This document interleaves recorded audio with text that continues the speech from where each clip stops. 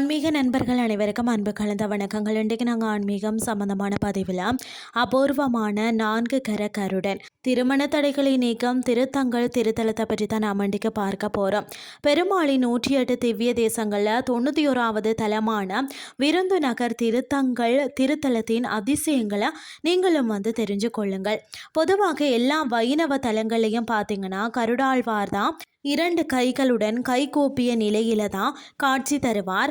ஆனால் திருத்தங்களில் மட்டும்தான் பார்த்தீங்கன்னா அவர் சதுர்புஜ கருடனாக 4 கரங்களுடன் மிகவும் கம்பீரமாக காட்சி தருகிறாராம். தனி சந்நிதியில இல்லாமல் கருவறையிலேயே பெருமாளுக்கு அருகிலே இருந்து நமக்கு அருள் பாலிப்பது இந்த தலத்தின் மிகப்பெரிய விசேஷம்னே சொல்லலாம்.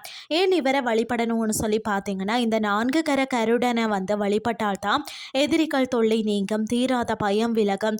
மேலும் நாகத்தை ஏந்தி இருப்பதால் நாகதோஷங்கள் விலகி வாழ்க்கையில சுபீட்சம் உண்டாகும் என்பது பக்தர்களின் நம்பிக்கையாக இருக்கிறது.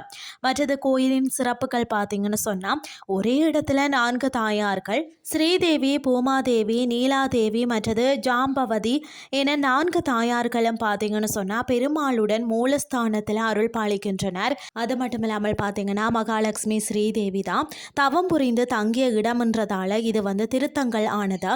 அது மட்டும் இல்லாமல் பார்த்தீங்கன்னா இந்த தலத்தின் தாயார் நின்ற கோலத்தில் மிக உயரமாக காட்சி அளிப்பது தான் பக்தர்களை மெய் சிலிக்க வைக்கிறது. மற்றது பார்த்தீங்கன்னா நீண்ட நாட்களாக திருமணம் கைகூடாதவர்கள் இந்த தலத்துக்கு பெருமாளுக்கும் தாயாருக்கும் திருமஞ்சனம் செய்து புளியோதரை நெய்வேத்தியம் படைத்தாலே விரைவிலேயே நல்ல வாழ்க்கை துணை அமையும் என்பது ஐதீகமாக இருக்கிறது. எதிரிகள் பயம் நீங்கணும்னு சொன்னாலும் குடும்பத்தில் அமைதி நிலவணும்னு சொன்னாலும் இந்த வார இறுதியில் திருத்தங்கலாப்பனை தரிசிக்க திட்டமிடுங்கள்.